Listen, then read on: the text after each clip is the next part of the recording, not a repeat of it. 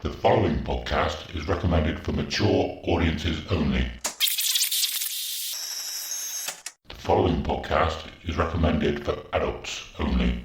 Maturity is not a requirement.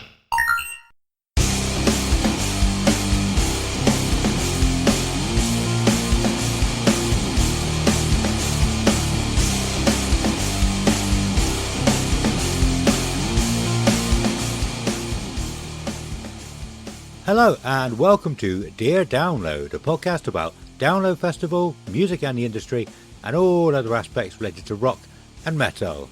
This episode, we are going to be talking all about Linkin Park, what we can expect from the headline set at Download 2026, and a few other bits and pieces about them in general, I guess. I probably shouldn't say I guess there, because that sounds unprofessional. I'm a professional. I know what I'm talking about. Anyway, I am Adam, and as always, I'm here with I'm sorry. Sometimes I make him laugh, but his face then was just like, what the fuck are you doing, man? Anyway, I am Adam, and as always, I am here with Simon. How you doing, my man? Hello, and good day to you, sir. How the devil are you?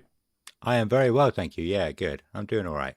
Good. What about you? What's going on with you? It's been a few weeks, hasn't it? Because we recorded, but I was too hungover to actually edit the episode. So, it's been a couple of weeks.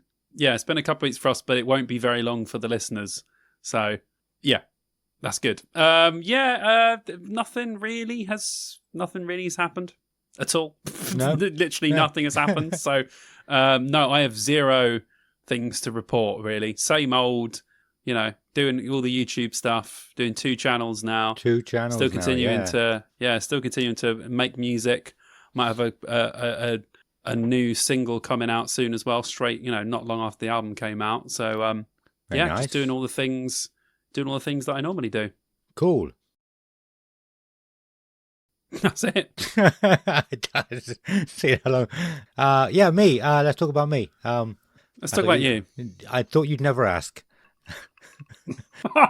Yes, me. I turned 40. That's why I was too hungover. We went to Bristol and then we met Simon the next day, which was very good, very cool. Yes. Yeah. Bristol was awesome. I'm not going to go too much into it, but we did some really cool things there. We went to a place called NQ64, which was it was a cocktail bar that had loads of old arcade machines dotted around.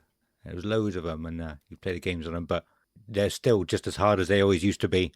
Yeah, the difficulty doesn't change on those old games. You realise when you play modern games and you play old ones, you're like, oh man, we had it so much harder than the kids these days. Like, games now are so easy. Well, they're not supposed to be difficult, are they? They're supposed to follow a story or be cinematic or do whatever. Whereas ours, it was like, these programmers are just absolute wankers that are making this game as hard as possible on purpose. Yeah. I think me and Kelly played House of the Dead and lasted less than a minute. yeah, that makes perfect sense. Every time I played that game in the arcades, I was like, yeah, not getting any further than like level 2. That's it. Yeah, it was ridiculous. Yeah. We also went to a place called The Library. It's more fun than it sounds, another cocktail bar. But basically it's like all secret entrance and you walk in and you're in this little corridor with little bookshelves and then they open the bookshelf when you enter the bar through a secret bookshelf. It's very, very cool. So cool. That is so cool. Yeah, really cool. Was there anything else we did? What else did we do? But no, yeah, we met you the next day. I was I said to you in a message, I was fine when we met you. I didn't feel hungover. I didn't feel anything negative in the slightest. You didn't look hungover. You didn't. You looked, seemed, sounded absolutely fine when we met you. I was fine, but then throughout the day, once I got home, it was probably about 4 or 5 hours after seeing you. Like I just got really tired, and I fell asleep on the sofa. Woke up. I got the podcast up to do. I put our audio together. I didn't line them up or anything, and then I just went straight back to sleep again because I just felt rough, man. Yeah, I felt really rough. But yeah, between seeing you and that, we did the indoor mini golf, indoor crazy golf in Cabot, in Cabot Circus, and Nice. We weren't sure how long we had until we had to get the train back. So we only paid for one game, and then both of us hit the 19th hole to get a free game. So we did the second one for free as well. Nice. Yeah, it was crazy. Sick. I've never, ever hit them. And then Kelly got it, and I was like, oh, the pressure's on. And then I got it as well. And then you done it as well. Yeah, it was cool. Oh, awesome, man. That's cool. I love a bit of that indoor crazy golf. I think it's awesome. Yeah. There's a really good Dr. Mulligan's crazy golf in Cheltenham, which is awesome. We love going there. Awesome. Yeah, me and Kelly used to do it all the time. And then when we had kids, when they were a baby, you can do it because they're just in the pram. But there was a period of years between now and then where we just couldn't do it because the kids wouldn't enjoy it or they wouldn't be able to do it and they'd be moaning all the way around. But I think they're getting old enough now so we can start playing crazy golf again. Yeah. We used to do it everywhere we went. Yeah, it's very cool. Anyway, cool. So this episode is there anything else we want to talk about before going into the episode? Okay, so this episode is going to be all about Linkin Park. We're starting our sort of road to download. Starting with the 3 headliners. We normally do them the normal way round. We're doing them backwards because, as some of you would have heard, I said several times Limp Bizkit's album will be out. And so we need to switch them around so that it comes out before talking about them. I haven't been able to find any proof that a release date for their new album ever existed. So I don't know where I got that information from. Who knows? Who knows where you got that from, where you saw a date or whatever, because I couldn't find anything. No. So, silly me. But we're doing it backwards now anyway. Yeah. Yeah. Cool. Well, Simon has written another little blurb to bring us into the episode, into the main topic. Yes. You have? Yes. Do you want to say it? Do you want to read it? Yes, I will say that. Fantastic. Yeah. So I'll just give you guys a little bit of information about Linkin Park if you don't know who they are. If you don't know who they are, what rock have you been under? But still, you can always put your hand under the rock and grab out a Hybrid Theory CD or some shit. I don't know. So if you don't know who Linkin Park are, they are an alternative rock / new metal / electronic band ? We'll get into that when we talk about the albums. The band originally formed in California in 1996, believe it or not. They are among both the best-selling bands of the 21st century and the world's best-selling music artists, having sold over 100 million records worldwide, which is insane. They've also won 2 Grammy Awards, 6 American Music Awards, 2 Billboard Music Awards, 4 MTV Music Awards, 10 MTV Europe Music Awards, and 3 World Music Awards. Jesus Christ. An impressive set of accolades, of course, you know, a legendary band within metal circles. Sadly, frontman Chester Bennington took his own life in 2017 due to persistent struggles with his mental health. A very sad day for the rock and metal world, but he will be remembered as one of the greatest singers of his generation and leaves behind, an amazing legacy. Post 2017, the band have now reformed with a female singer and are continuing where the band left off. And we'll get to that obviously later in the episode as well. And of course, 2026, they are headlining your Download Festivali Lulu. Yeah, the Sunday as well. Most people will probably know that, but so I'd add that in. Headlining on the Sunday of Download this year for anybody who may want to get a day ticket if you can't go all weekend. But yeah, crazy, like you said, crazy amount of accolades. I have actually learned a fair few things about them that I didn't know until recently. I don't need to say this, but we may get some new listeners for these episodes. So I've said many times before, I absolutely loved Hybrid Theory. Oh, and then obviously we all had to wait for Meteora to come out, which was pretty much the same album.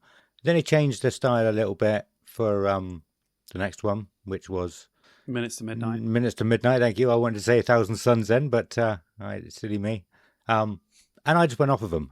and I didn't pay any attention to what they did after that until they reformed again. And in a way, I just completely ignored that they existed. And in a way, now I'm glad that happened, and I didn't. I mean, not that anybody would listen to me, but I don't know if I'm sort of pushing us a bit ahead of ourselves. But some of the reviews for the last album in 2017, it sounds like what people said about it. It sort of Chester took it to heart a little bit, and it wasn't long after that he did take his own life. So, I'm glad I'm not one of those people who are reviewing albums and saying out loud to public how bad it was, because that shit hurts. even the rock stars. So yeah, I'm glad I just sort of went off of them and just kept my mouth shut. Basically, is all I wanted to say there. But you were a huge Linkin fan. Linkin fam.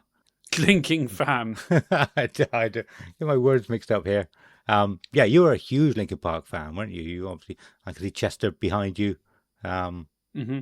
Which you said before. Yeah. I don't know if you want to let people know what that is again, and your tattoo.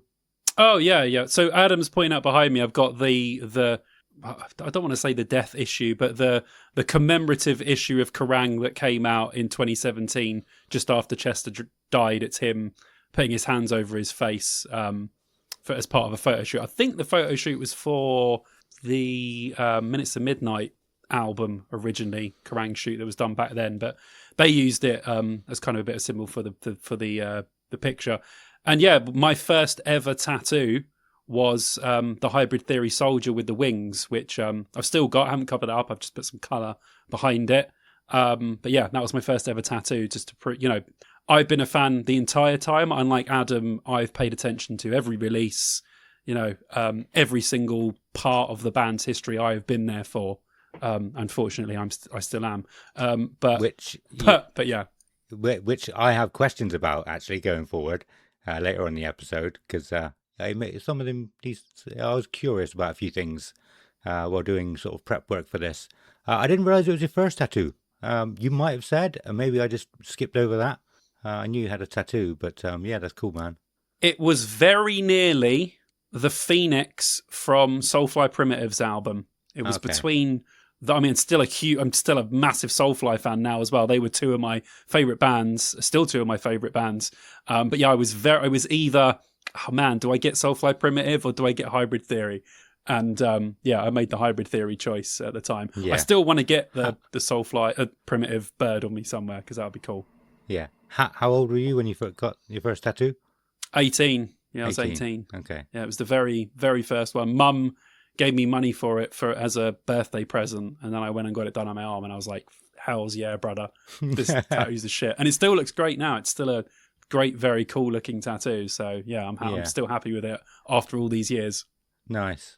I was there was a shop near us who didn't really ask for ID, so I was 16 when I got my first one. Wow. Anyway, yes. So I mean, yeah, they once they reformed, it was only a matter of time before they came back to download. I thought it was going to be last year. They did play a few festivals last year and headlined all of them, of course. But yeah, I know you said you've got something written about their history with download as well. But yeah, so they did headline 2004, 2014 was definite. Was it 2012? What? I can't remember. It'd be great because I know you've got it. I've got it, but I knew these off my heart already. But go on, tell me which years did they headline download? 04. So you got 2000. Go on. Yeah, 04. Metallica, Linkin Park, before it was 3 days. Yeah. I really want to say 2007, but correct. It was. I was like, am I thinking that because it was Iron Maiden? Two more. 2014 was one of them. Correct. One more. 04, 7, 14. I can't remember the other one. Was it 09? No, we just talked about 09. It wasn't 09. Come on, you got one guess. One more guess. 10. No, it was not 10. Close. It was 2011. 2011. Yeah. Cool. Who headlined 2011? Avenged Sevenfold, Linkin Park, and Aerosmith, I think. Okay. Can't wait to get to One of that the one. one of the middle years that I didn't go to. I don't remember much about that one either. But yeah, so I definitely saw them. I again, and I won't keep saying I've said this before. People will know. So yeah, I definitely saw them in 2004. I'm pretty sure. Yeah, I definitely saw them in 2007. Definitely. Maybe I wasn't around. I probably saw them in 2011 as well. But I did not go and watch them in 2014. I caught like the last maybe 45 minutes of their set. And that was the year that they actually played Hybrid Theory in full. They did, yeah. Which sounded incredible on paper, but there was a band called Sixth headlining on the fourth stage, I think it would have been, maybe third stage. I can't remember which one it was exactly, but they hadn't played since 2007 anywhere. So I was like, right, I'm going to go watch Sixth because I've seen Linkin Park a few times and I'll see them again. Obviously, we didn't know at the time what was going to happen. But yeah, apparently it was incredible. You didn't go in 2014, did you? That was one of the years you couldn't go, yeah. It's one of my biggest regrets is not seeing that set. I didn't really care about the rest of the festival, but just missing that set still stings a little bit for me being such a huge Linkin Park fan. But there was nothing I could do about it. My mum booked, she paid for me to go to America to see her, which I was very thankful for. She just so happened to book it on fucking download weekend. Yeah. Without consulting with me first. So it was a test. It was a test. It's like, are you going to choose me or download? How much do you love me? I obviously love my mum more than download, but yeah, I just I had to go, so it was gutting. Yeah, cool. Which other year you didn't go in 2004? What were they like in? I don't know if you want me to go into this or hand over to you to do a little. Well, no, talk. it was just a general talk about them at download. So this is exactly what we're doing. Okay, cool. Did you? So I assume you saw them in 07 and 11. Didn't go 11. Oh, you didn't go 11. Oh, so you've only seen them once at download. Only seen them once at download. Yeah. Okay. Seen them multiple times in their own tours, shows. Yeah. But I haven't done that. Only once at download. Yeah. Awesome. I must have seen them in 2007, but all I remember from 2007 was Iron Maiden, because that's one of my favourite memories of all time of download. But was that on the Friday they played on in 07? Saturday. Friday was my chem. And Iron Maiden was Sunday? Yeah. In 07? Yes. Oh, okay. Oh, terrible. I should know. I should know these things. Anyway. Well, it doesn't really matter. It was a festival that happened 18 years ago or something stupid. Yeah. They don't have to have the memory to do it. Yeah, like Linkin 07 is one of the greatest shows I've ever seen, ever. Unbelievable. Absolutely. I mean, we're talking full power Chester, full power era Chester. Really just top of his game. Whole band, top of their game. Minutes of Midnight had been just a mega hit album. It was, everything was perfect for that. It was also, one of the last shows to ever happen in the original infield as well that we didn't know at the time. Yeah, good point. Yeah, it was just huge all over. It was just absolutely great. I would have loved to have seen them in 2004 because I think that it would have been great to just see the songs from the first two albums, which would have been cool. And 2011, I wouldn't have been too fussed about seeing them because I saw them in 2012 when they were still playing all of the 1,000 Suns stuff, which I absolutely loved. Okay. And 2014, I wasn't that interested in seeing them because we'll get to the albums, but The Hunting Party is by a long country mile my least favourite album. And that's what they were touring in 2014. So I was like, eh. But then when they announced they were doing Hybrid Theory at download, I was like, why? So yeah, it's just typical that they would do that when they were touring a really crap album the rest of the time. Yeah. But I mean, you said you've seen them loads of times. I would imagine, most of their albums are so short, even if they played most of the songs from the latest album, they'll still play loads of the old hits. I guess so. Yeah, that's probably a good thing about Linkin Park is their songs aren't long. So when you see Linkin Park, you see a shitload of songs because they're not Dream Theater. They have mostly short songs, a couple of longer tracks, but we're talking, 5-6 minutes at the most, no longer than that, any of their tracks really. So you get a shitload of Linkin Park songs when you see Linkin Park, which is great. Yeah. So I'm trying to remember 2004. and I'm not sure. I don't know if it was 2004 or 2007. But I definitely remember seeing them in the infield. Like I said, I probably saw them both times. But I think so. Back then, we've said before, like YouTube didn't even come around until 2005. So you couldn't just go and see what the band were like, check what the band were like live. It wasn't easy. People weren't really even uploading like band content back then. People didn't start uploading like proper quality band content you could actually watch till probably about 2008 or 9 anyway. So yeah, it wouldn't have made a difference. You wouldn't have been able to check out anything from that much of an early download unless someone brought a video camera with them, which was probably quite rare. Yeah, it would have been quite rare. Although in 2009 it looked like you had a proper camera. The pictures we put up of you, like a proper camera. Yeah, I had a proper camera. Yeah. Not just a disposable one. I used to I carry had that. around with. Yeah, I had that in 2007, 2008, and 2009. So from those 3 years, I've got really good high res pics from those 3 years, which is amazing. Really good. Yeah. But yeah. Oh, so yeah. Sorry, I was saying. I just remember being blown away and just seeing them. They had these boxes they were standing on. Just constantly going up to these boxes. I think they had the fans underneath them to keep them cool. But yeah, Great so idea. good. Yeah. I don't think I'd ever seen anybody using them before, and I was just like, that's cool. It's not just like putting your foot on the monitor. It's like they've actually brought their own things with fans underneath. Yeah, but they were doing that from like 2001. So like using like the boxes on the stage that you could stand on, so people at the back could see them and stuff like that. Like you could get a better view. They were definitely ahead of the game with those kind of I don't know who was designing their stage or if it was their idea, but bands do that now. But back then, they were the only ones that had those sorts of boxes. Them and Rammstein were the only ones that had those boxes that you could stand on so people could see you better. Okay, awesome. Do you have a favourite Linkin Park gig? Yes. So about 2 weeks before Download 2007, they played a secret show at London Astoria, which wasn't a very big venue at all, and I managed to get tickets for it. So I saw Linkin Park on the Minutes to Midnight tour, in a venue no bigger than a small O2 venue. It was fucking incredible. Awesome.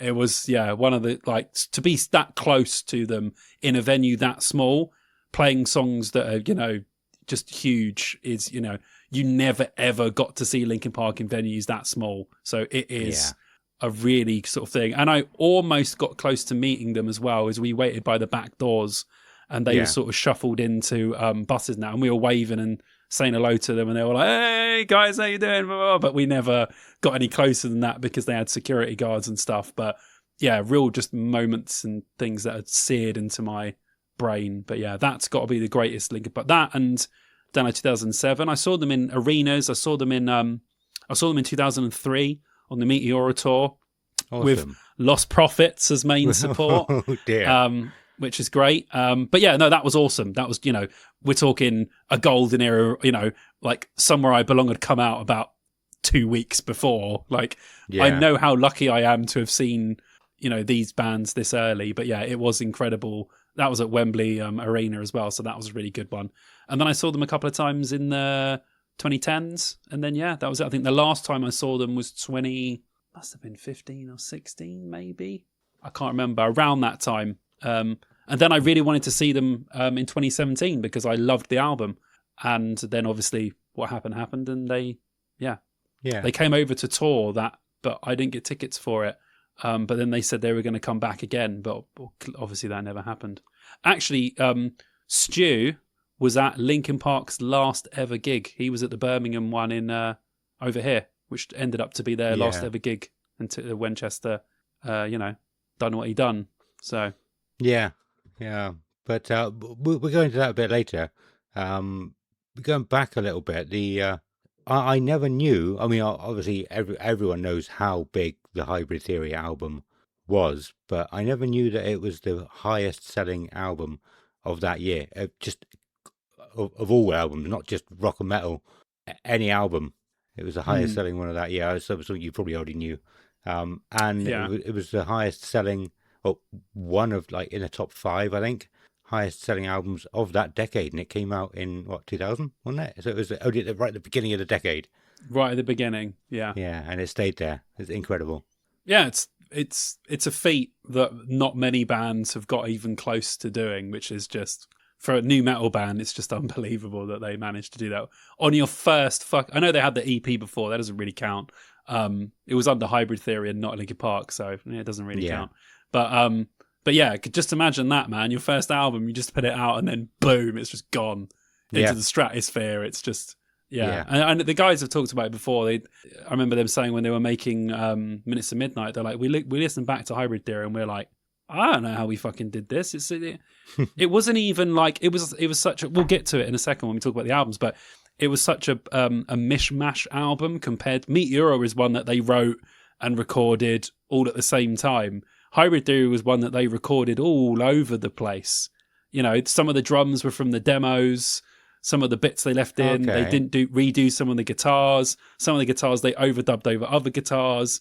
A lot of the vocals weren't done in the same place. A lot of the mixing wasn't done in the same. So it was like just a huge mismatch of an album, and it's just crazy that that's the album that got really big, considering it's just such a patchwork album.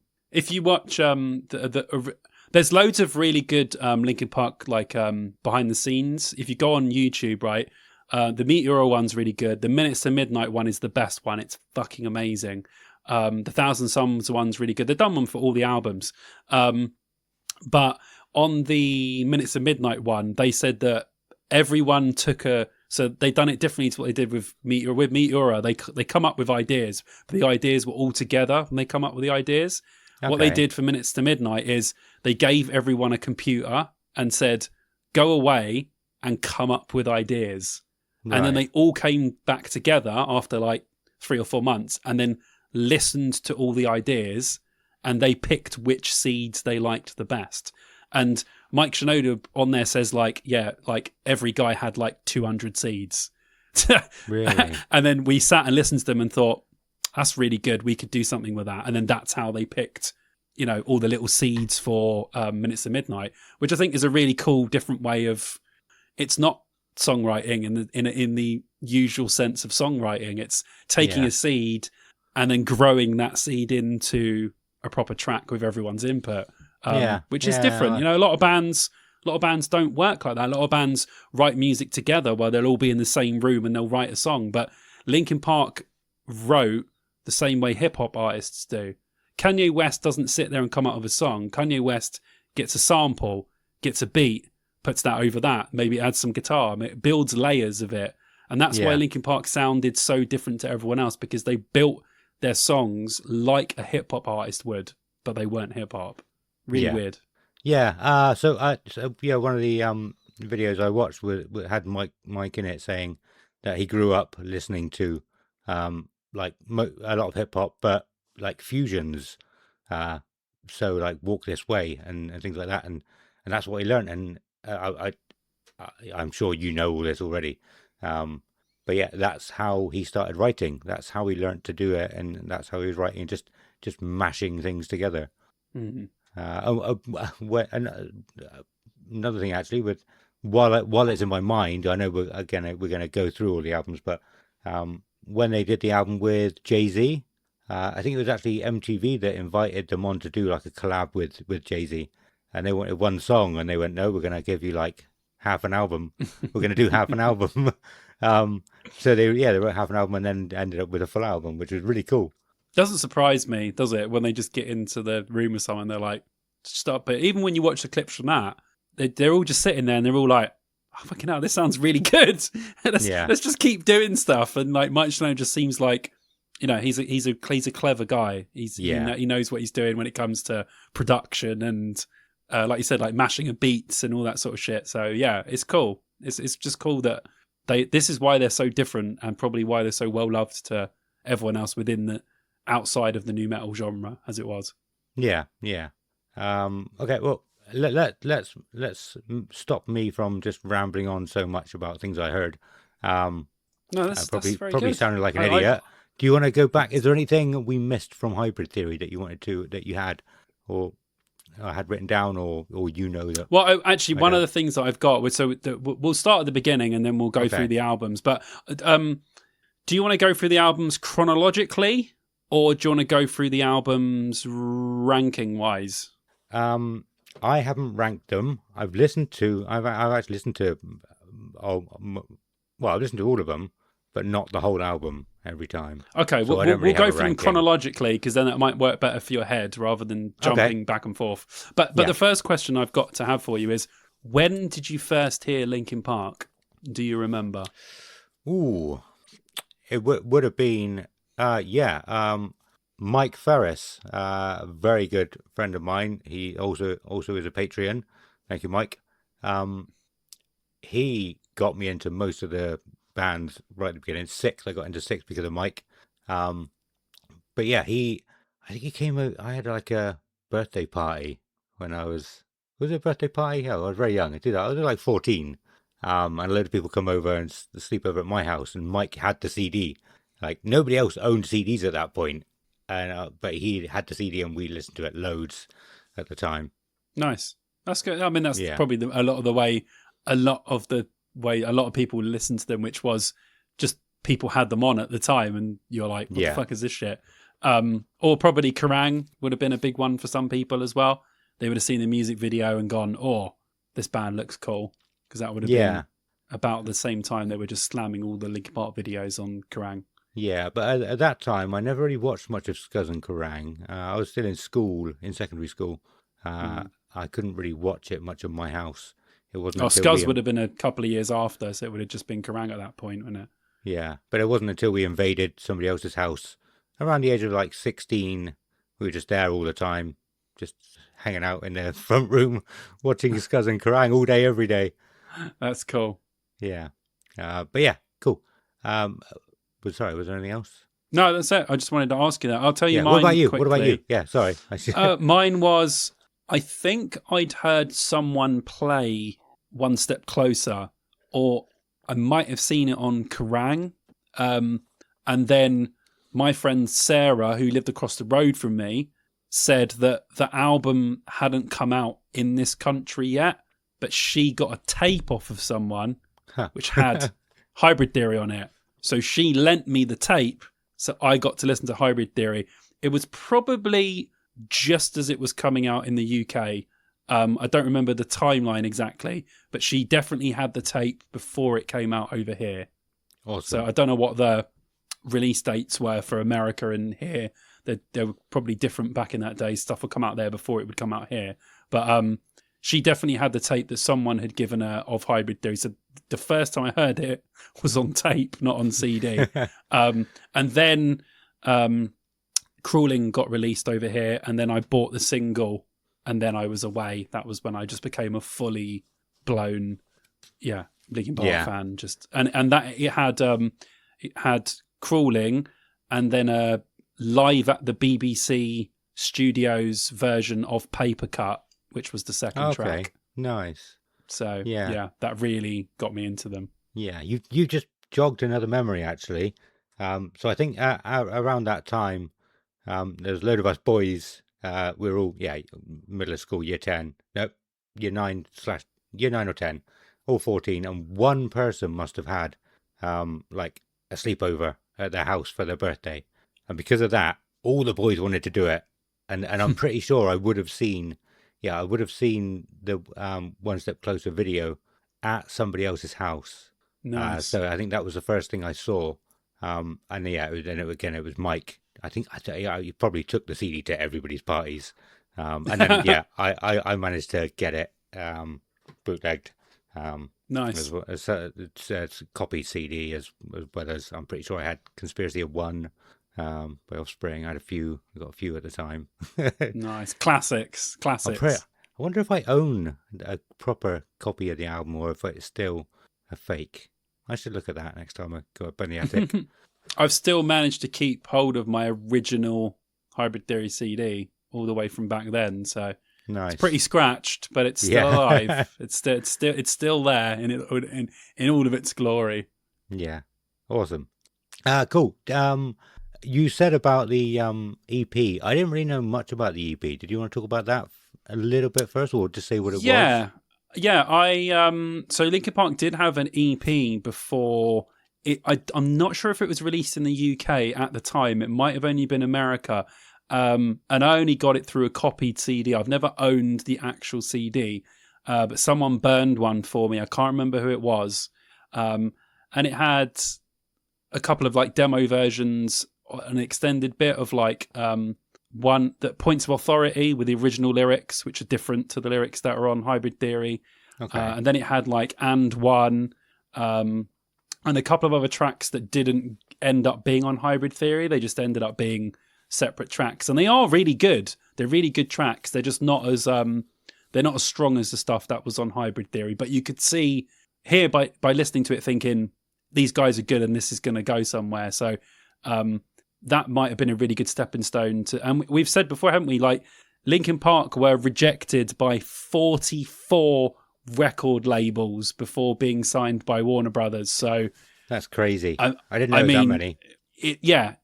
44 people said no before Warner Brothers said yes, and then released their music. And you just think about, there's always stories about this, but just think about the people that must have been absolutely kicking themselves, thinking, "Fucking hell, we said no to the." But at the time, you don't know what the band's going to produce. It's all pot luck, I guess. But yeah, but only because their mate got a job at Warner Brothers. Yeah. See, there you go. Yeah. And he was like, "Yeah, I got a job. I'll let you guys in the door while I go." Well, I sort of that reminded me of another kind of a Download Festival story. On the way to Download, we had to merge into onto the motorway. There was a few of us, and it was chock-a-block. It was packed, and this lorry let one of our guys in, and I was like, "Oh, we're going to lose him. How are we going to get in?" And then all of a sudden it clicked, and I was like, "Hang on, we'll go in front of him, mate, and he'll let us in." He's been let in. He's let the rest of us in. Yeah, nice. So I'm as clever as Linkin Park. You are. God, twat. I'm a twat. That's what I am. Yeah. So sorry. We were talking about the EP, weren't we? Yeah. So the EP came before, and it was just a little glimpse of what Linkin Park could be, and then of course Hybrid Theory came out, and the rest is history. Yeah. Before, actually, going back a little bit before that, there was something I wanted to talk about.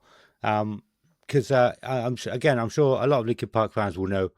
Basically, they were going as a band called Zero to start with. Then he wanted to change to Hybrid. Was it Hybrid or Hybrid Theory they wanted to change to? It was Hybrid Theory, and then I think someone at Warner Brothers, when they got signed, told them to change the name, and then they changed it to Linkin Park. Yeah, there was somebody named Hybrid already, and they didn't want to step on their toes. But the thing that I wanted to talk about was basically a friend of the band, or someone who was producing them, heard Chester sing, and they went, you should check this guy out. And they phoned Chester and said, "Do you want to come and audition for this band?" Obviously that was a long time ago, but you hear stories about like that kind of thing all the time. Somebody recognizes talent and goes, "You should be in this band," or "You should audition for this band."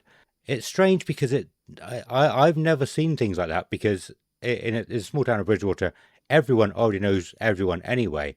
So like you wouldn't just get people calling, going, "Oh, you should check this out." Did anything ever happen like that in London when you were sort of part of the music scene there, or anything like that? I mean, you'd see people change bands. There'd be a singer in one band and a singer in the other. So stuff like that must have been happening, where people would be like, "You're a really good singer. You should come and sing for us instead of singing for them."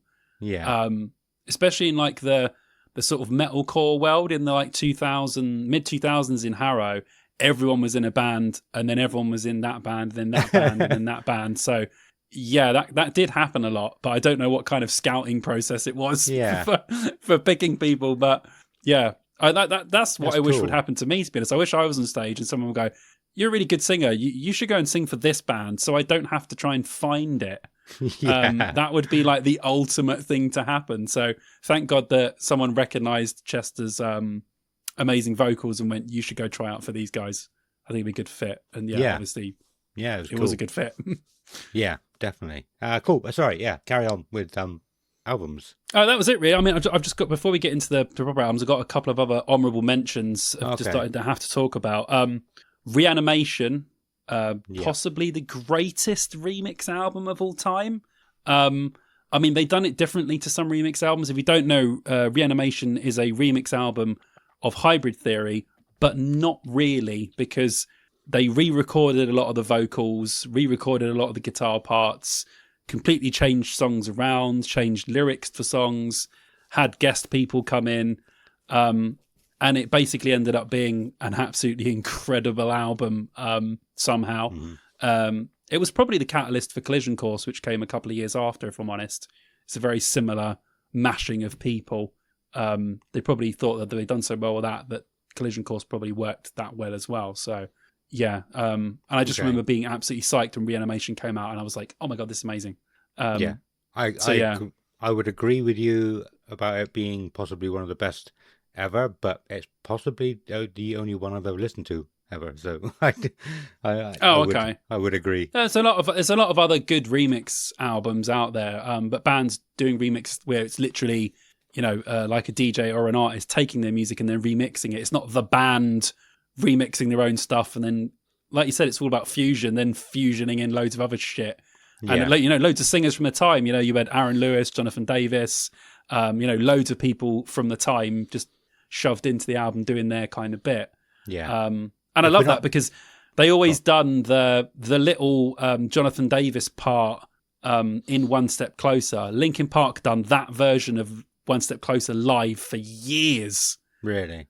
Where Mike Shinoda would sing the Jonathan Davis part before it went into the shut up when I'm talking to you bit. And I was always like, oh, which version is it going to be today, ladies and gentlemen? Oh, it's going to be the cool version. They don't play that anymore, but they used to do that little bit that Jonathan Davis sung in the middle, which I think was really, really cool and added to the tune. But yeah, they don't do that anymore. I don't remember.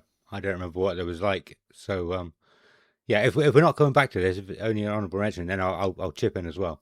But yeah, I hated that album to begin with.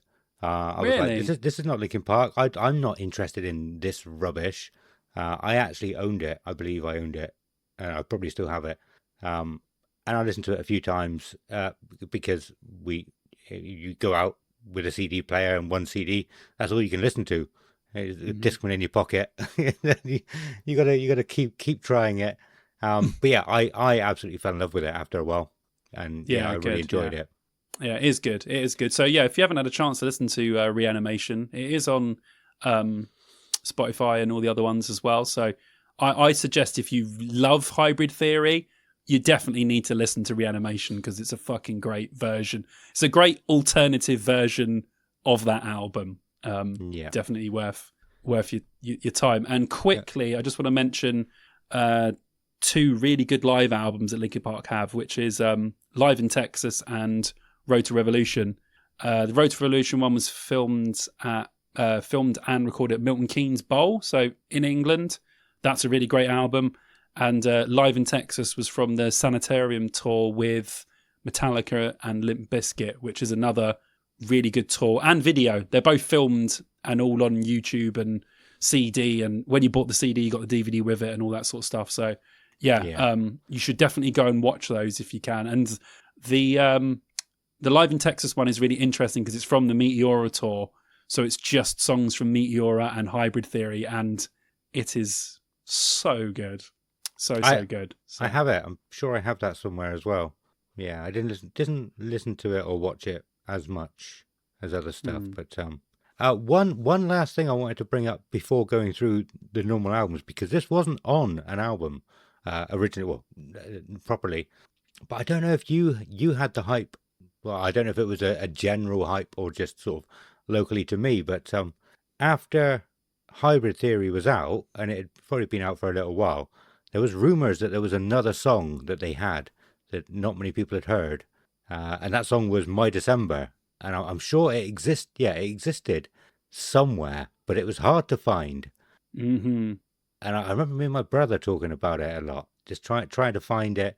And we might maybe like heard it once or twice, and then we didn't have any means of hearing it again or listening to it again. And we were like, how do we get hold of this song? And then it obviously was on Reanimation. I don't know if they released it on any others after that or was it a remix on Reanimation, or just a straight up song? It was a remix. There wasn't the original one. The original one got released eventually on some special edition of one of the albums. I can't remember which one.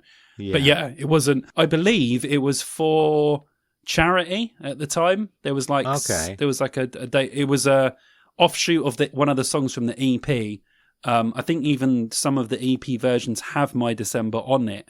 But they re-recorded it or done something for some sort of charity at the time, and that's why it wasn't on most albums. And I got it, but only because we managed to download a version off LimeWire that actually was the song. Yeah, nice. Yeah, so awesome. But yeah, like I said, I don't know if that was a general hype for everybody, that there's a song that exists that we can't listen to.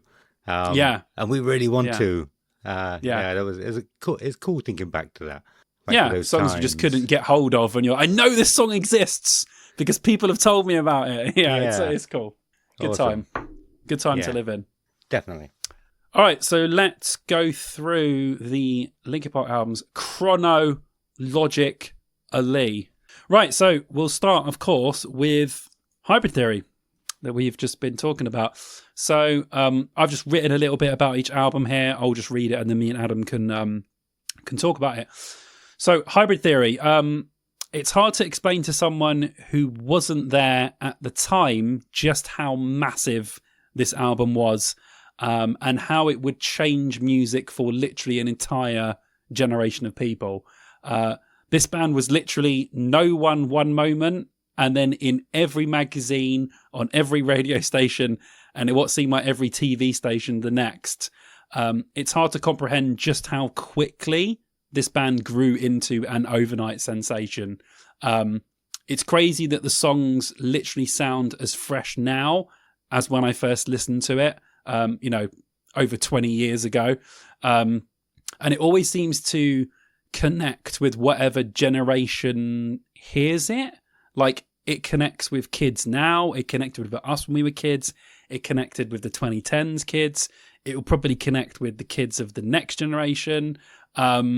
It's just crazy, and to this day, the band still can't believe that they created this album from a mishmash of stuff that they had and were coming up with, sort of all over the country at the time. So, yeah, it's just hard to put this album into words, really. Yeah, it is really hard to put into words, but I don't think we need to. Anybody who is anybody loves this album, or if they don't, they know how successful it was.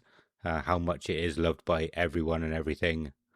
Like I said, I fell in love with it. Every song, absolutely amazing. It is the album that started off my penultimate track conspiracy theory, which I've told you about before. There were loads of albums at the time that had track 11, or either track 11 or the penultimate track, was a weird remix that didn't sound anything like their other songs, to sort of, when you got to the end of the CD, to kick you in the nuts. Not in the nuts. Sort of kick you in the face, I guess, and go, the album's ending. Restart me soon, because you might go off into your own little world and not think about what's happening, what you're listening to. Yeah, just like a restart. Go, hey, we're finishing soon. Loads of them did that. Yeah, it's true. It's true. I agree with that. Loads of them did. So yeah, we'll talk. We always talk about Hybrid Theory throughout the rest of the albums as well. So. We'll move on. So, second to that, along came Meteora. So, a continuation of what the band was doing on the previous record. In some ways, a step up. From a production standpoint, it's a big step up. It gave them a chance to build an album from the ground up, as Hybrid Theory was more of an amalgamation of songs, like we just talked about. On this one, they tried to add sort of more of what they'd done. Resulting in pretty much a classic album from start to finish. Although I do have an issue with one track on the album, which I'll talk about in a second. It has some of the most iconic Linkin Park songs on it. Somewhere I Belong, Faint, Breaking the Habit, Numb. It has a lot going for it, but I don't think it has the energy that Hybrid Theory did. I don't think it just has just that little bit more than Hybrid Theory. It just has that little bit less for me. But some people do prefer Meteora to Hybrid Theory. The song I really don't like from this album is Easier to Run.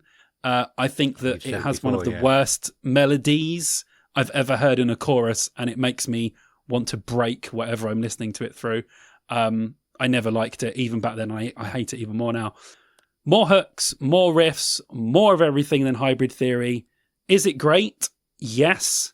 Is it better? Not in my view. Yeah.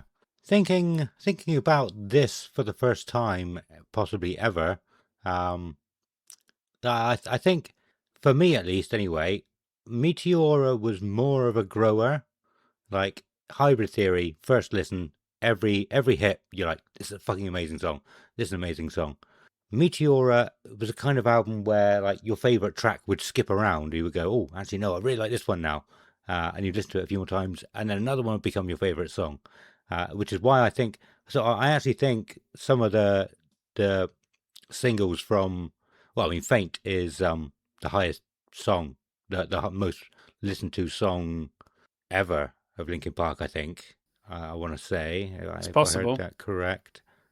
Yeah, so I haven't checked on any numbers of that, but yeah, could be. Yeah. Yeah, I think so. Yeah, that could quite possibly be why some people prefer that album, the Meteora, or or like the singles more because it grew on you, grew over time. Yeah, that's my opinion. Okay, yeah. No, if that's an opinion. No, it is an opinion, and I love this album. It's awesome. It's a quality album. I've got the one track that I don't like, but the rest of it is solid. It is so good. The songwriting's great. The songs are awesome. It sounds fantastic. The production's great. Like, it's just an awesome album all over. I just think I prefer Hybrid Theory just that tiny little bit more. But like I said, there are people out there that think Meteor is way better than Hybrid Theory, and I can see why people would think that because it's got really good tracks on it. I never actually gave my personal opinion. I was just trying to figure out why. Yeah, they are different, but probably sound like a bit of a twat. Different. But yeah, I absolutely love the album as well. Same as you. It didn't quite have the same hit. It didn't hit quite the same as Hybrid Theory to begin with, but like I said, it grew on me and grew on me and grew on me. But yeah, absolutely incredible album. Breaking the Habit was probably one of... No, hang on, I've got Easier to Run stuck in my head now because you just said it. Oh, God, I bloody hope not. But I think Breaking the Habit was a bit of an odd one at first listen. You're like, oh, this sounds a bit different. It's a bit strange, but I quite like it. It could be a single. And then I think we said this before. When you recognize a single track before they actually release it, and they release it, and you go, yeah, I called it. I knew there was a reason why I liked it. Well, you say about that song Breaking the Habit, but that was a song that Mike Shinoda had been trying to write for like 10 years. Okay. He said that he couldn't perfect it. He hadn't quite got it right. He'd been trying to do that song, versions of that song for years, and then this was the final version that they finally got it right. Finally had the right vocal lines and everything. So again, it's him toying with loads of stuff to get the song as good as it can be. So it's just a good example of that, what we were talking about before. Yeah, but overall, amazing album. I think, what was this, 2003, wasn't it, this one? I think I heard, it must have been for this album. I thought I heard that it was on the tour of this album, but I thought it was 2001 where they were touring Ozfest. They actually took 2 tour buses with them, one to sleep in and one as like a makeshift studio. So they could write and record on the road as well. I couldn't believe that when I heard that. I've never heard anybody else doing that before. Yeah, that's they come up with loads of the seeds, didn't they, for Meteora on the bus? Just that's touring, crazy. Which is cool. Yeah, it's great though. So I mean, like they're like workaholics. It's just like Mike Shinoda can't not be coming up with songs, even though when they're on tour, he's like, I've got to write stuff. Like it's just the sign of a prolific sort of songwriter and creator, which is why this band were so huge, because the others in the band as well, but his work rate is probably off the scale. He's one of those kind of busybodies that probably can't be still for 2 seconds. Yeah. So, but also, you reminded me around this time as well. Mike said that like they were basically straight edge. None of them did drugs or alcohol or anything like that. It actually also on Hybrid Theory, they didn't deliberately do it, but there was no swearing in it. There was no explicit content on Hybrid Theory. and that was unheard of for a rock band at the time. But yeah, around Meteora time, they were obviously just working and working and working, and Papa Roach were taking Chester out partying. They're not supposed to be going out, but Papa Roach, take him out. Come on, come with us. We'll show you a good time. Just come with us. Those guys were not shy of well, Jacoby was definitely not shy of a drink or two, was he? Jesus. But yeah, all right. So moving on to 2007, which was actually a big gap because you had 2003, 4, 5, 6, and 7. So Minutes to Midnight was a massively anticipated album. I bought it the day it came out. I could not wait for this album. And when we got it back to my mate Donald's house, we listened to it 30 times on repeat, I want to say. I think we had it on for the entire day. So by the end of that day, we pretty much knew all the songs off the album already. It was like a big calendar day. Shit, new Linkin Park's coming out. They brought out the single, so we knew what it sounded like, and we knew it sounded different. But without listening to the album, we didn't know how different it was going to sound to Meteora. Although it still had the same, veins, the body was different. It had a different feel, a different edge to it. I like that analogy. Yeah. I like that. I'll get into it. So Minutes to Midnight, 2007. This is such an important album in the history of Linkin Park. They could have continued as what they were doing. Of course, they could have done another nu metal style album. Would the band have continued as long as it did? And would they had the same kind of success if they continued to just make that style of music? That's debatable. As stated by Mike Shinoda at the time, the band's sound was easy to replicate, they didn't want to do another continuation of what they were doing on Meteora because that's not what the band wanted to do. So the change in direction did put a lot of people off at the time, but with everything that they tried, and they always tried to do stuff different, I always embraced it with open arms. You could tell they had a lot of fun with trying new sounds, both vocally and musically. It definitely pushed the band and everyone in it entirely to a new level, especially if you watch the making of this album, you'll see that everyone is out of their comfort zones. But the freedom that they discovered is what I think makes this album so great and why it's so easy to listen to. Too many great songs to listen to, but I'll highlight a few. What I've Done is probably one of their best singles. Bleed It Out is a great crowd sing-along. Giving Up is one of the band's heaviest tracks. Always Killed Live. This album is just packed full of great songs. In retrospect, I don't think it deserved the backlash that it got from the fans, that wanted the same things that they had before. But I think it's beautifully flawed and an honest album conveying everything that they wanted to say up to that point. And it's my second favourite Linkin Park album next to Hybrid Theory being number one. And I know that you were on the other side of the fence when this came out. I was, yeah. And I think I agree with everything you said. I wasn't interested in it at all. But I've listened to it again. There are some songs on it that I do enjoy. Looking back, but like you said, if they carried on, they would have burnt out. They would have burnt out way quicker. Maybe 2 more albums doing the same thing, and then either people would have lost interest or they would have lost interest. I think personally think so. It had to happen, and they knew how good Hybrid Theory was, and they knew they would never ever be able to top it. So. Like, do you keep trying, or do you just change it up and go, all right, we've done it. Now what? Yeah. Do what we want. Yeah. We do whatever the hell we want. Yeah, I think that's why it's such a big turning point for the band, is the fact that they said, like, we're going to do what we want to do. We're not going to do what everyone wants us to do. And like you said, that gave them a longevity, because then after this, they just done whatever the fuck they wanted to do. They didn't care about trends. They didn't care about what the fans wanted, apart from one album, which we'll talk about, where when you listen to people and you shouldn't listen to people, but we'll get to that album. Okay, I think I know the one you mean. Yeah. Because I kind of liked that album, but I didn't listen to it properly.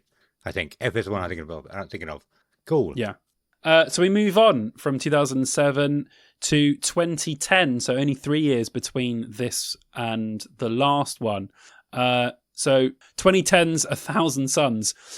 So this album is very much a musical journey and an experience more than an album of songs, but I'll explain that more.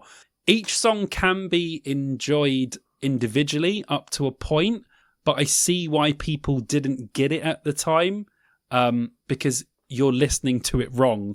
These songs demand to be listened to as part of an album. This is an album of songs. That's the only way you're going to understand what they're trying to say, how the songs progress and flow into one another.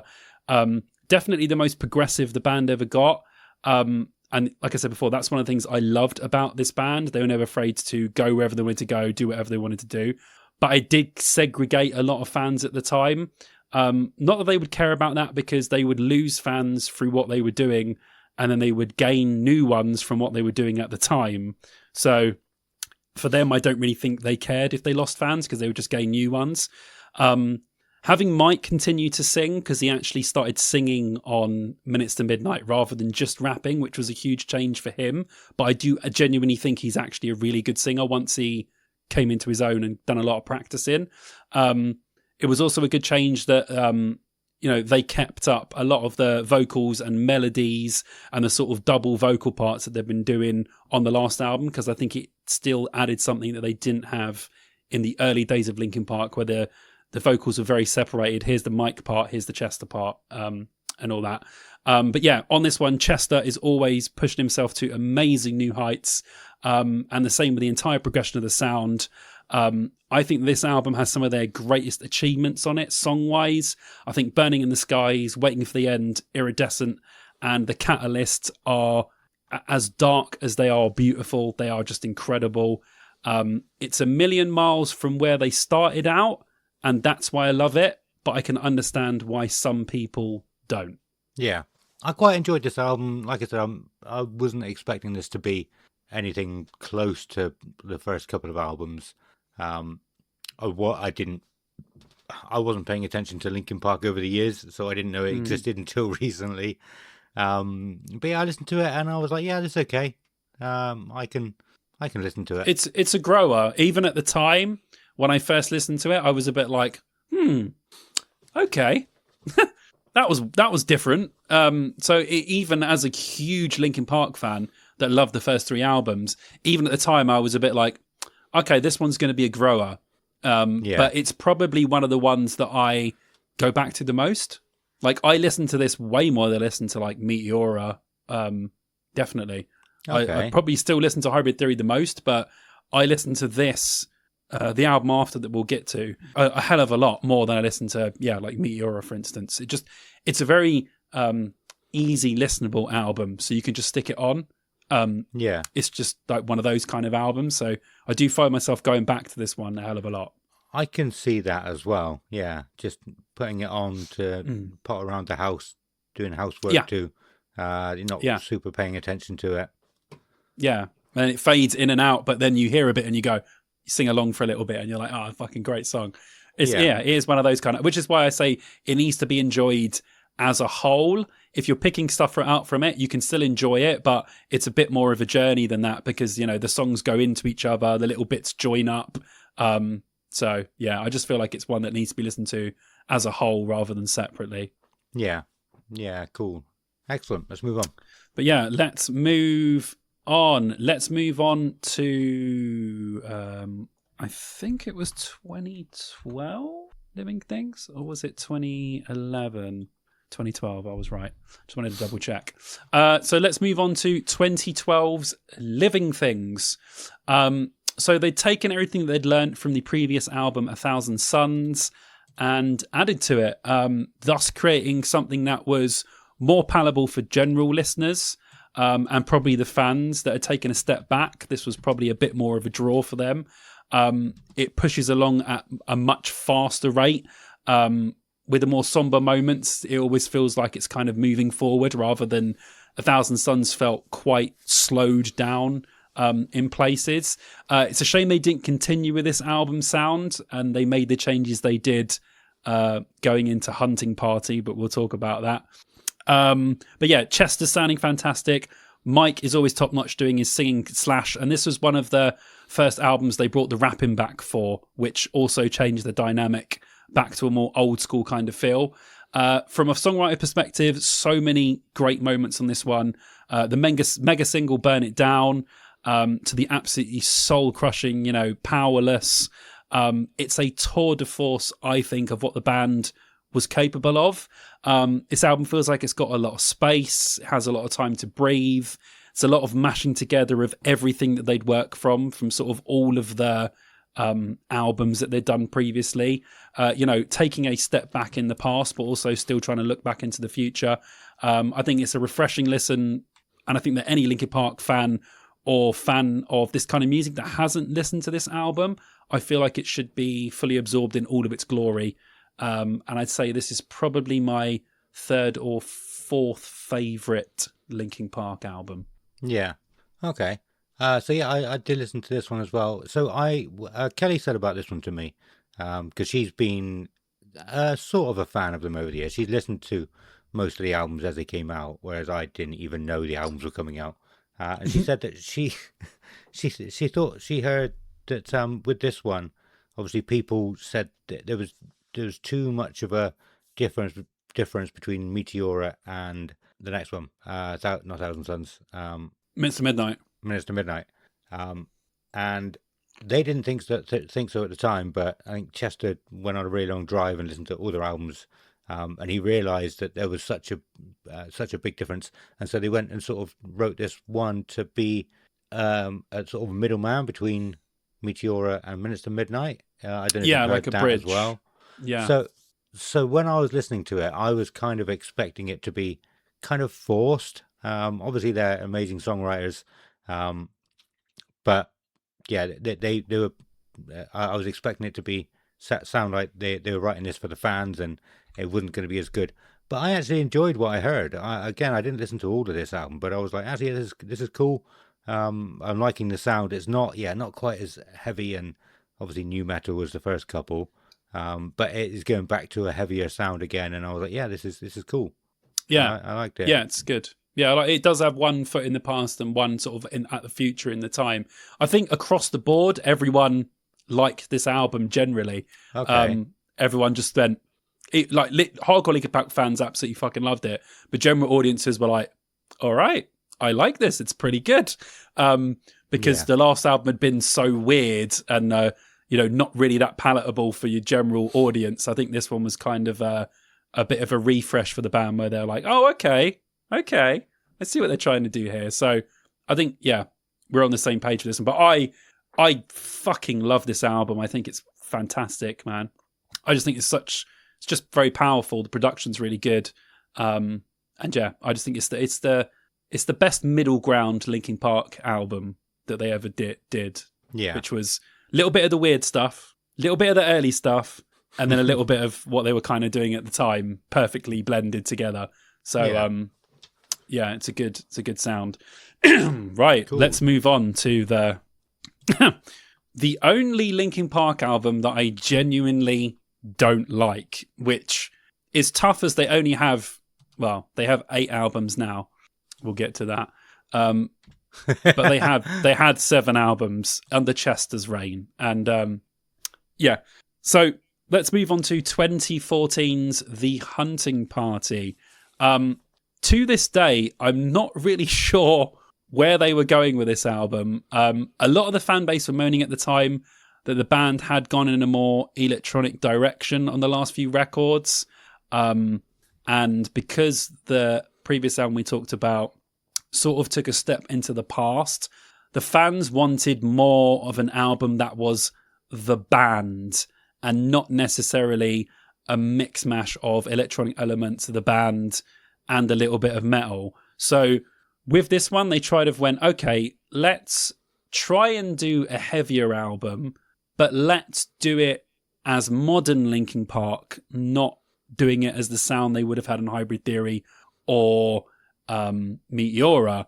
And it just feels like such a forced change that they didn't really want to make. It kind of feels like one step forward, two steps back, because they'd been so progressive up to this point, and good at mashing everything that they'd done. It was just a huge misstep for me and a lot of people. This is always at the bottom or near the bottom of everyone's Linkin Park rankings for albums, for good reason as well. I mean, it's got a lot of feature tracks on the album as well, which I'm not really a fan of unless it's a remix album. And I legitimately think that this album only has one good song on it, and that is Until It's Gone. And the only reason I like that song is because it sounds like something off of Living Things and is completely different to everything else that's on this album. So I think that song is an absolute killer track, and it kind of put me in a false sense of security when that was released as a single and the rest of the album was completely different, which I didn't like. So yeah, to this day, this is the only Linkin Park album I would genuinely recommend that people don't listen to. And I've probably only re-listened to it 3 or 4 times since it came out. And it's the only Linkin Park album I never bought on CD. I have all the others apart from this. And yeah, still to this day, I really don't like this album.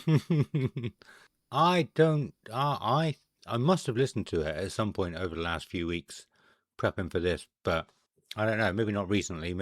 I don't recall any of these songs, so I cannot comment on this one. I think I skipped from the last one to the newest, but the newest one with Chester, from the previous one to the last one, and I think I was planning on going back in the middle to check it out again, but I never did, and I don't recognize any of the songs, but I do want to listen to it after you just said that. Yeah, the song Until It's Gone, I genuinely think is a killer Linkin Park single. Like, it's really good. But the rest of the album it's all over the place. It just, I don't know, they put the guitars front and center, which Linkin Park barely do really, apart from the first 2 albums, but they're not nu metal riffs. They're like riffs that they come up with sort of Minutes to Midnight style, so it doesn't quite work as well. Okay. I don't think any of the hooks are any good at all. Okay. Like we talked about, Linkin Park are good at making the songs the best they can be. These don't feel like the best versions of these songs. Okay. These feel like songs that were seeds to me. They don't feel like the best versions of these tracks. Like, you can listen to the track and go, there's a good song in there somewhere, but it's not this version of the song. That's how I feel about this album. So yeah, I was hugely disappointed at the time, really bummed out. Moving on to the end of the original run of Linkin Park, the end of the band in its entirety, really. The last thing that they would do as a full collective, I guess. It's 2017's One More Light. I've put here the last legitimate Linkin Park album. It didn't come out long before Chester's death. Listening to this one in retrospect now, it's quite a tough listen, especially lyrically, as there are some huge cries for help and some very dark content, knowing what we know now. If you listen to some of the lyrics, it's like, Jesus Christ, wow. Aside from that, this has some great moments, and in some cases, I think some of the band's most catchy songs. As I said on the last one, I'm not a massive fan of features, but they're done so well on this one, and they add to the songs rather than take away from the songs. For instance, Good Goodbye and Heavy are both incredible songs, probably 2 of the best songs on the record, and they both have features on, but they're both great songs. They don't outstay their welcome, the people that are on those tracks. Nobody Can Save Me and Took It To Myself also stand out tracks. The song One More Light has become synonymous with the band since Chester died. I did like that song, but due to everything it represents, it's really hard for me to listen to that song now. And I admit I skip that song when I listen to this album because I feel like I'm going to burst out in tears whenever I listen to that song. So I kind of can't listen to that song anymore. It just hurts too much to do it. But I do think, although it's very, again, it's kind of like 1,000 Suns. It's so different to everything that they've done before. polarizes a lot of people, and a lot of people just brush this one off because it's so different.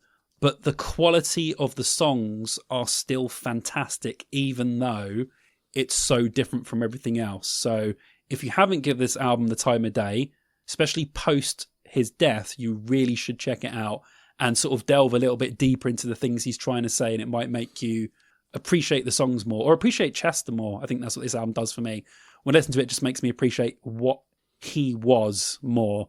So yeah, a beautiful album you can listen to, but you can't listen to without a sense of foreboding. Yeah, I agree with you there. I think it was only... I didn't know anything about the song One More Light until sometime within the last year. And so I listened to it while being aware. And yeah, it's hard. It's hard, man. It's a tough one to listen to. Definitely. Knowing what happened. Yeah. But the rest of the album, Battle Symphony is actually really cool. I heard that. Kelly used to play that for Soren years ago. That's a great song. Yeah. But when I listened to it as an album, hearing the music, I was fully expecting Ed Sheeran to start singing. It just sounds so poppy. It sounds like it should be very an poppy. Ed Sheeran album. Yeah, it's very poppy. Yeah. I like it for that reason, though. I like that it's so different to everything else they did. And, you know, by now, who fucking knows where they would have been musically? Yeah, that's true. You know, who knows what direction they would have gone in, or where they would have gone, basically. I don't, you know, it would have been crazy to discover what would have happened. Yeah. But it's crazy. I do want to listen to all of these again, all of the albums again, including this one, because, I mean, there are some pop songs I like. So this one's not poppy. you like pop music, which means like it. You should like catchy, well-written songs, which essentially is this album. It's just not. It's not a rock or metal album. It's a pop album that Linkin Park wrote. Yeah, but I mean, the thing is, a lot of the '90s hits, which was my jam. I mean, I think it's quite well known that the Swedish people wrote most of the biggest hits in the '90s, so that's probably why I like them. Swedish people didn't write this, so well, maybe they did. No, you never know. But 80 songs for Meteora, 1,000 writers for this album. I wouldn't put it past them. Anyway, no, I want to listen to the album again. Like, I would put my previous opinions aside. Particularly, I don't know what the right word would be. I want to say sort of self-gatekeeping, I guess. Not wanting to, because it's not the Linkin Park I know and love so well from 20 odd years ago, which sounds ridiculous to say out loud now. So yeah, I do want to. It's different though, you know. It takes a bit of getting used to. Like same with sort of 1,000 Suns and this one in comparison, because they were just so different. Also, when this one came out, I was like, okay, like I love whatever you guys do, and I'm always on board with it. But you always do something that I'm not expecting you to do, and I was like from the Hunting Party, where you're trying to go back to a more rocky, band-driven sound, and then the next album is just a straight-up pop album. I'm like, what the fuck crack have you lots been smoking here? Like, what's going on? But again, that's why I liked how they just didn't give a fuck. They were like, we'll make whatever we want to make, bro. If you don't like it, we don't care. Yeah. It's fine. Like, that's why I had so much respect for them. Even if I didn't like it, I was like, do you know what? Fair enough. You made what you wanted to make, and you've got no regrets about making it, which is great. But yeah, so something I was talking about earlier, I think this album it seemed like it was heavily slated by like reviewers and I think I heard about one person saying they'll basically do anything to keep their songs in the charts. You know, they change with the pop changes, and I think Chester. I can't remember exactly what it was from, but it sounded like Chester really took some of those comments to heart and thinking about it just sounds horrible. You know, people didn't have to do that. I mean, I guess if they're reviewers, it's kind of their job, but Yeah, Yeah. you would feel bad. Yeah, I would feel bad if my words did something like that. I mean, obviously we know he had lots of mental health problems and a crap upbringing anyway, a crap Yeah. childhood. I mean, some people are just more. Really, they should have been better at taking those things on the chin after all the years of being a band. And, the bigger you are, the more hate you're going to get. It's as simple as that. We've seen that with your Coldplays, your Nickelbacks, they're not making offensive music in any way, shape, or form, but people loathe it because it's big and it's popular. Yeah. Oh, yeah.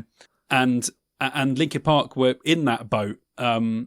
People hated them because of what they were. And I totally get that. But I feel like maybe he should have been better at taking those sorts of things on the chin when it doesn't really matter what people think. It matters what the fans are thinking, I guess. So yeah. But also, that I just heard that from a YouTube, not even a documentary. Somebody made a random video. I watched two sort of videos from different people, and they basically said the same things. So they obviously saw the same source material, and repeated it in their own words a little bit. So maybe he didn't, maybe he did. But yeah, it was going to be from a hell of a lot of different things, not just that. When I realized, or when I heard that he actually took his own life on Chris Cornell's birthday, was crazy to me. I was like, oh, okay, whoa. So that was the reason, but there wasn't one reason. There was lots and lots of little reasons by the sounds of it.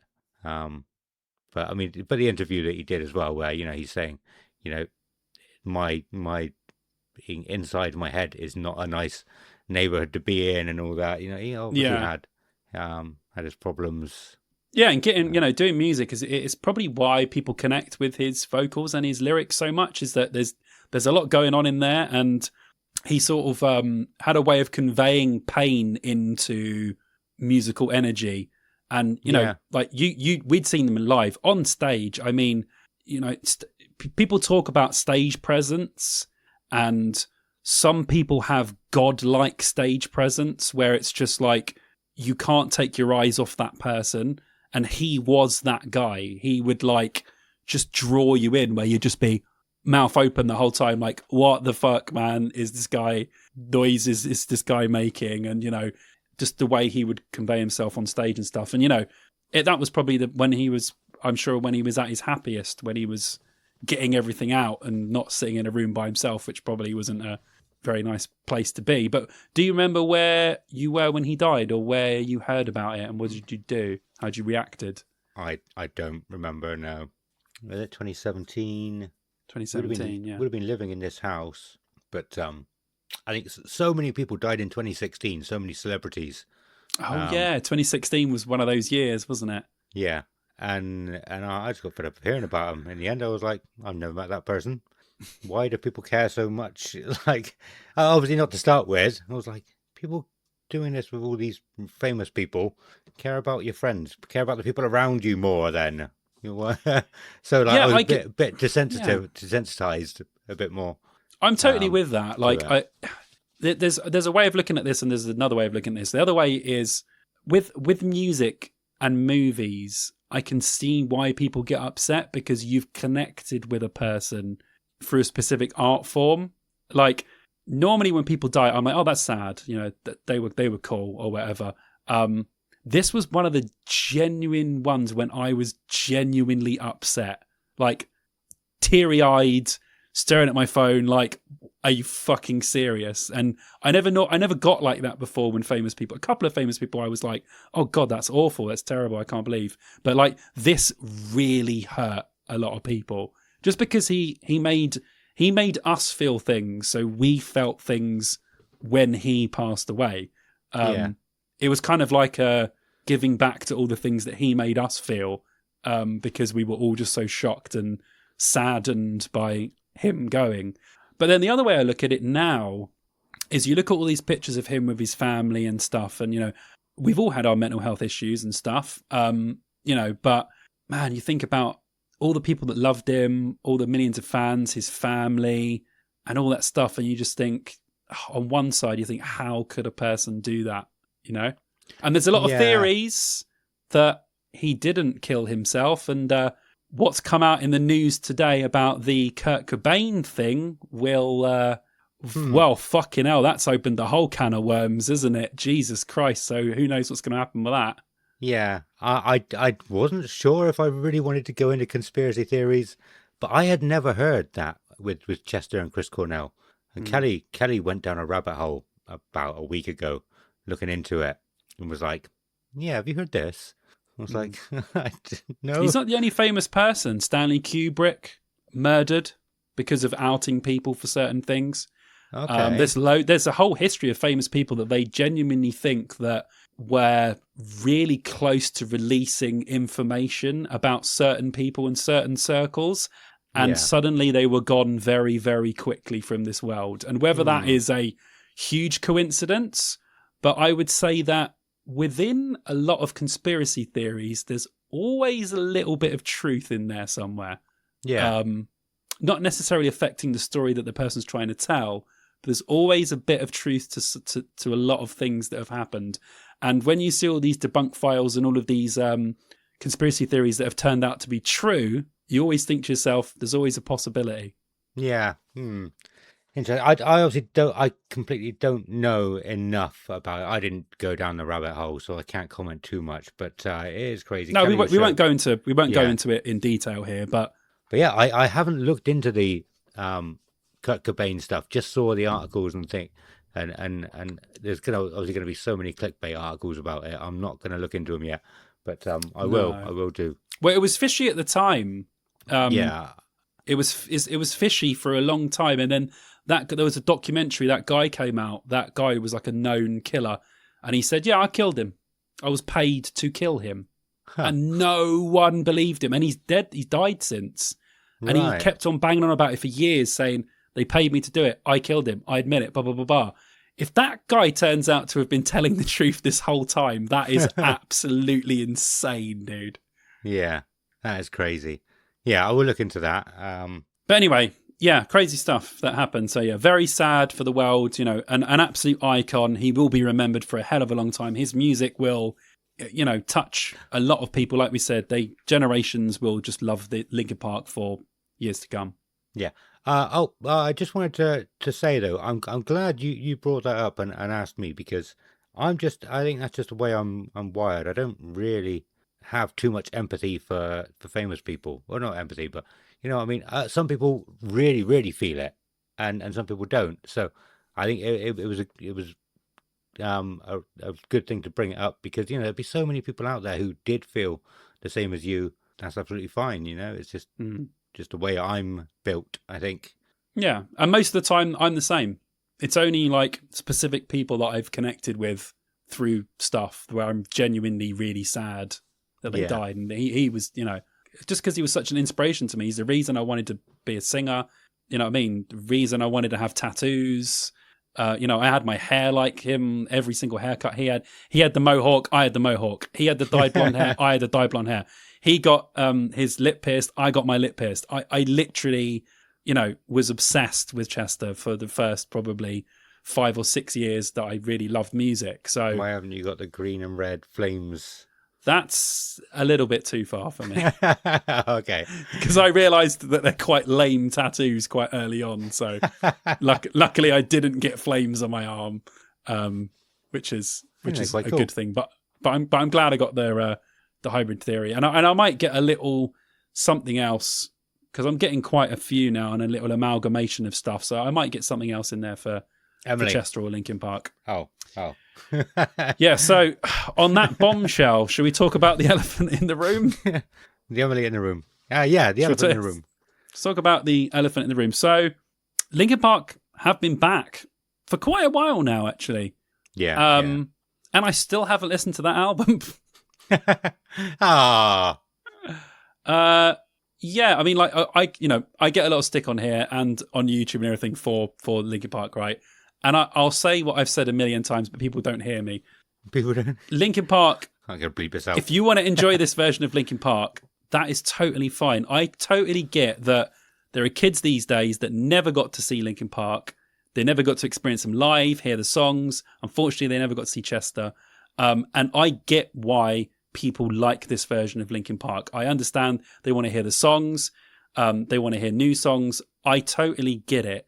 Just for me, it's just not Linkin Park. And that's not just because Chester's gone. You know, there are loads of other people missing from the band. It just doesn't feel like a genuine version of Linkin Park. And for me, it felt forced rather than something that happened naturally. And I don't know if that's exactly how it happened, but for me, that's how it feels. So I am not interested in this version of Linkin Park. And I've seen them. I bought the records. I've been to all the shows. So I have zero interest in any remaining versions of Linkin Park. That's not because Emily's a bad singer. That's not even because these songs are that bad. I don't think they're great, but I don't think they're terrible either. Listenable, but they just don't intrigue me. They don't interest me. I have no room for them or the new Linkin Park in my musical world these days. It just doesn't. It does absolutely nothing for me. That part of my life with Linkin Park is closed, so that's just how I react to it. And I always leave people on and say loads of stuff, but genuinely that is how I feel about it. Like, it just means nothing to me now. Yeah. And I can't say anything to that because after Meteora, it meant nothing to me. It's exactly the same way I felt back then. I think I got caught up in the moment.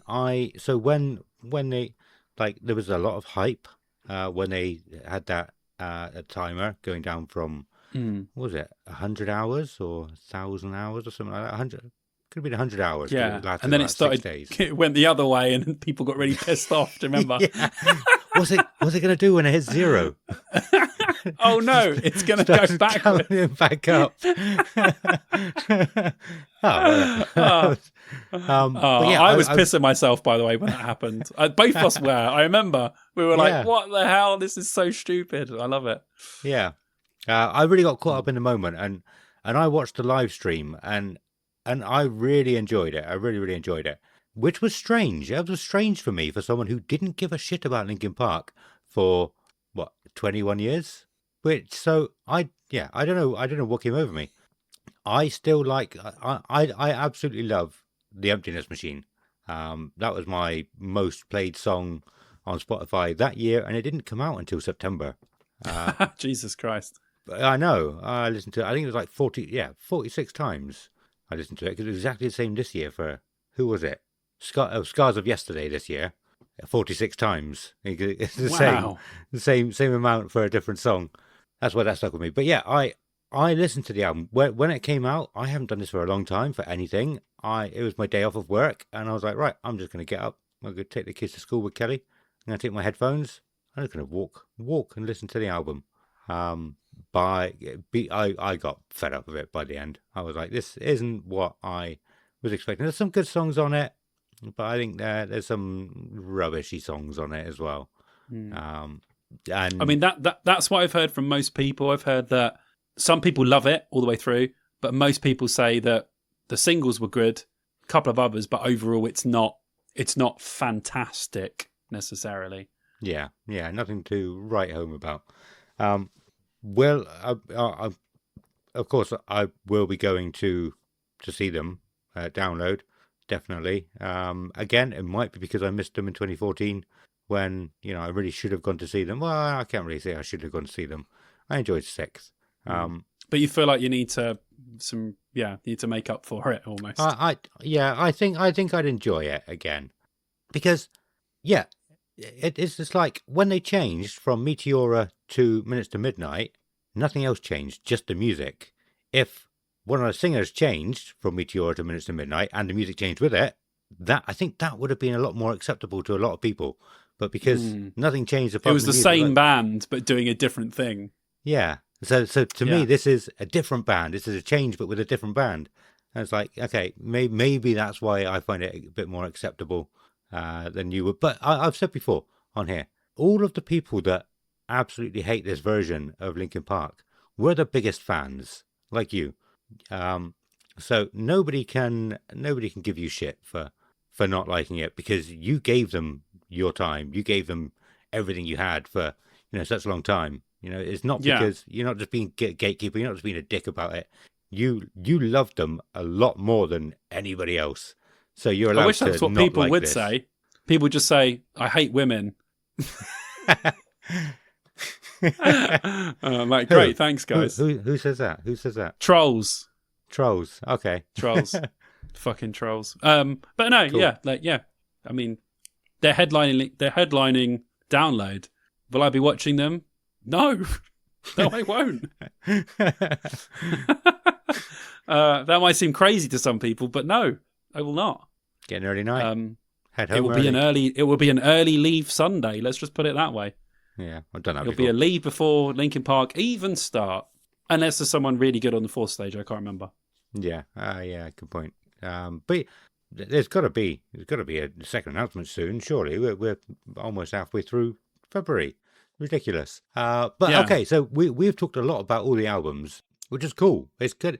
This is more like a Linkin Park special than a Linkin Park headlining Download, which has been cool. But we should probably talk about what to expect from them live. We've said they have played a hell of a lot of shows since coming back. They've been just touring constantly since about a year and a half now, September 2024, and they've played a lot of shows. I tried looking for one that was going to be about 2.5 hours long, and was a festival. I think I found the Werchter Belgium festival set list, because it's probably because it was a headline of a festival, and it's probably about the right kind of time. But yeah, it looks like they do like four sections: Acts 1, 2, and 3, and an encore. But yeah, I mean, I love Setlist FM because they could do a breakdown of everything.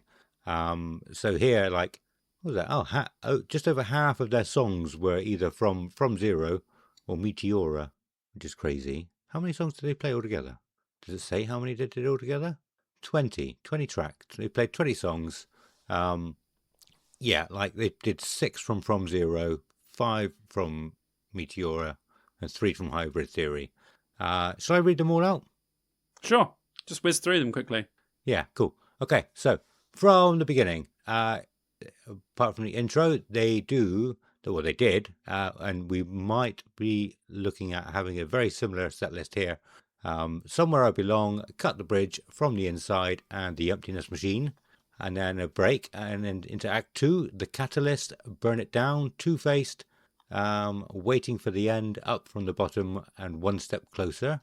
And then Act 3 is Lost, which they only brought out a couple of years before this, didn't they? They brought it out just before. Yeah, crazy. Overflow, What I've Done, Numb, In the End, and Faint. And then the encore was a Paper Cut, Lying from You, Heavy as the Crown, and Bleed It Out. And I'll look and see if anybody's made some kind of set list that looks very similar to this. If not, I'll make one and I'll stick it in the nice episode description. But I think anybody who is going to be going, I mean, we kind of try and give an idea of what it's going to be like. But anybody who is even remotely into them will know what to expect. You know, you can see live videos all over YouTube now. So there's not really too much more to talk about what to expect live. I probably should have actually. I wanted to check out a live video of one of their recent shows to see whether they've got like a big stage or anything in the background. But they probably won't actually get download because it's normally the Saturday headliner that has that, and they're doing the Sunday. Yeah, Linkin Park have never really been a big sort of stagey band.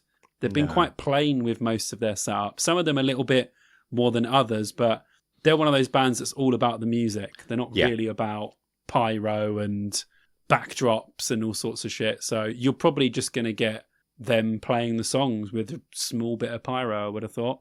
Yeah, I was literally about to say the same thing as you. Just after you started talking, I was thinking, yeah, actually a good point. They never have the music, the songs are good enough to carry them.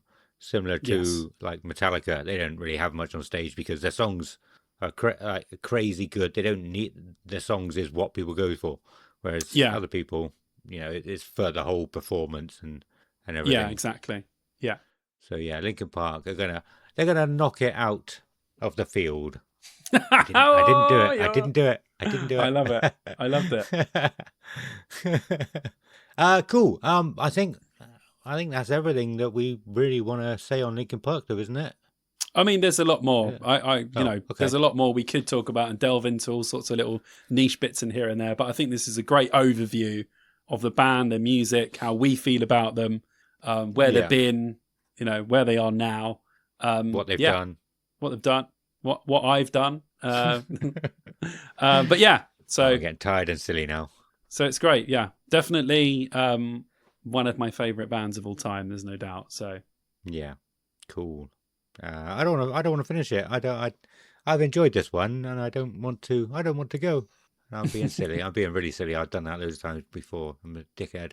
Right. Okay. So we do really have to go. Next episode, we're going to be talking all about Guns N' Roses, who are headlining on the Saturday. I haven't even thought about what we're going to talk about with them. I've only listened to one of their albums, which is Appetite for Destruction. Oh, and the live album. Was it 92, 93? I had that before anything else. I've never listened to any other studio albums. I don't know if anybody cares about. Use Your Illusion 1 and 2. You need to listen to those. And you need to listen to Chinese Democracy so we can talk about that fucking thing.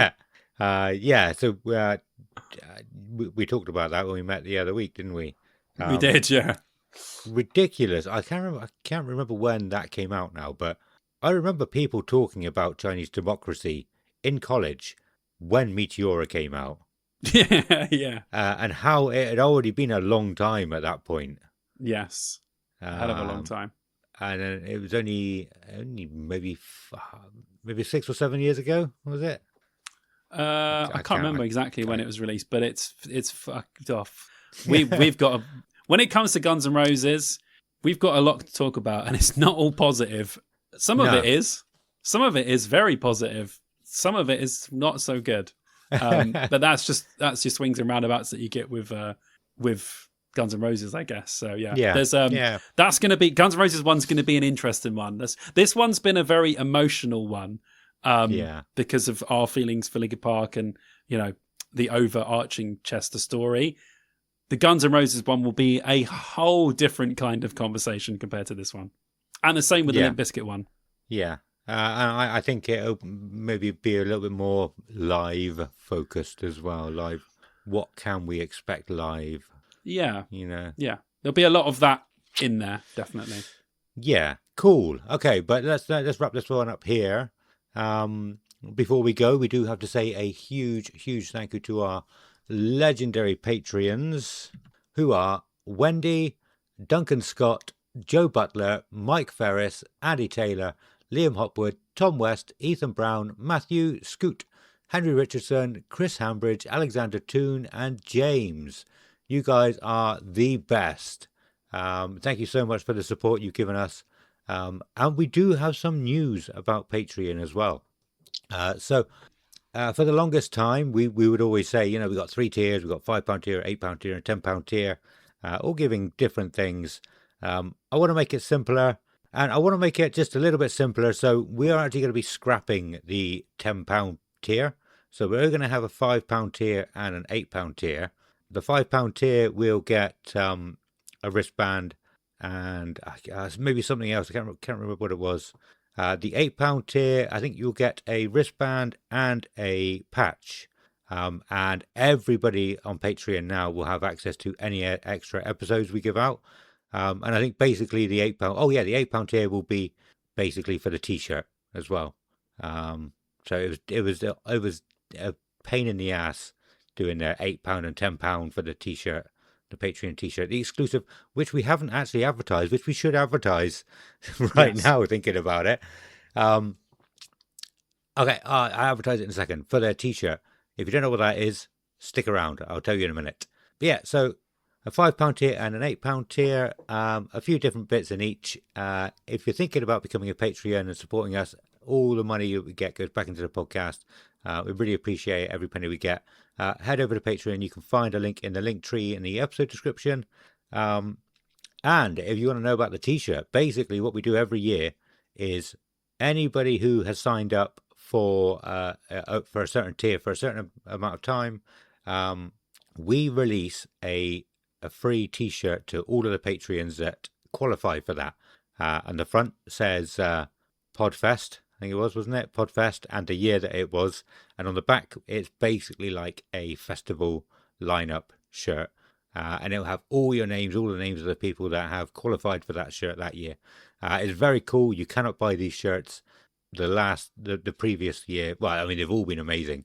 They're all cool. Yeah, and last year's one will be will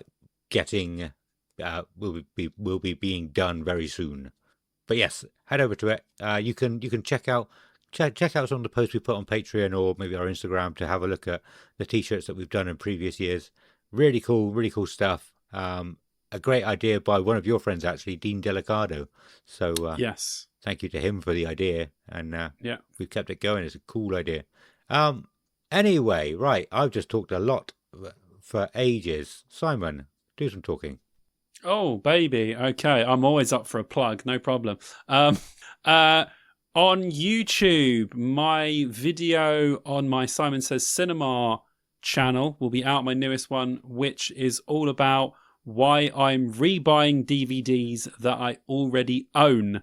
So if that intrigues you, then you should go and check out that video, which should be out now. And then next week, I have a couple of videos in mind. I'm not sure which one I'm going to release, so I won't say on here. But okay, there's a few other ones on the other channel as well. So a bit of wait bait there. But yeah, why I'm rebuying DVDs, if you want to cover to my physical media one, will be out now. And yes, I was working on a couple of tunes before I came on to do this, and yeah, I think in about a month I'm going to release maybe 1 or 2 tracks, so a couple more tracks on the Mercury Night vibes. So yeah, very nice. Because I was loved how much people dug my stuff, and it's good now that I finally got a foot in the door with a lot of people. So things will only get better. Very cool. My stuff. Okay, so I've been saying for the longest time now, I'm going to be releasing a YouTube actual play D&D channel on YouTube. It's been over a year in the works, probably about a year and a half since I started planning it. And then probably about 6, maybe a bit more months since we actually started sitting down, recording stuff, and going over it properly. And I've been saying for ages on here, it's going to be soon, and it gets pushed back. We have a teaser trailer out. I managed to get one out today, yesterday. And it's going to be by the end of next week, I would say. Once this is released, within the next week, for the first proper episode. So, that's really cool. I can't wait to get that out finally after talking about it for such a long time. I'm looking forward to, honestly, I'm really looking forward to it. I think a lot of people are. I think because you've been talking about it so much, you've been hyping it up, so people are like buzzing for it now. Awesome. So that's with a guy I work with, Luke Kukla, one of our friends, Sean Schofield, and also Kieran from the Dippy Donuters. So yeah, they are my players. I am their DM, and I'm going to kick their ass. Basically. I can't wait to see it. But anyway, that's my plug. Finally able to actually release something. I hope you all enjoy it. Come over to YouTube and subscribe and comment and tell me how much you like it or hate it. That'd be cool. Thank you very much. Or hate it. Yeah. Excellent. But no, I'm proud of it. But anyway, so we have to go now. That is everything for this episode. Come back next episode for Guns N' Roses. But for now, we've got to say goodbye. So it's a goodbye from Simon. Goodbye. And a goodbye from me. Goodbye.